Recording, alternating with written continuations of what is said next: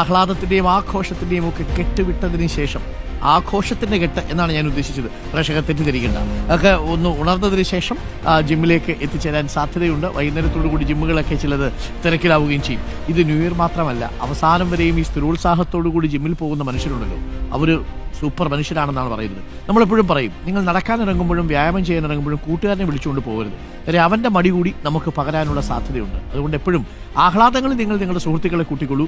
ജിമ്മിൽ പോകുന്ന സമയത്ത് നിങ്ങൾ ഒറ്റയ്ക്ക് പോകുന്നതാണ് കുറച്ചുകൂടി നിങ്ങളുടെ തടിക്കും നിങ്ങളുടെ പ്രതിജ്ഞയ്ക്കും നിങ്ങളുടെ സ്വഭാവത്തിനും നല്ലത്. അല്ലെങ്കിൽ കൂട്ടുകാരൻ മടി പിടിച്ചാൽ നിങ്ങളും മടി പിടിച്ച് വീട്ടിലിരിക്കും. അങ്ങനെ ഒരു പ്രശ്നം കൂടിയുണ്ട്. അതുകൊണ്ട് ഈ വർഷം നിങ്ങൾ ജിമ്മിലൊക്കെ പോകാൻ ആഗ്രഹിക്കുന്നുണ്ടെങ്കിൽ ഒറ്റയ്ക്ക് പോകാൻ ശ്രമിക്കുക.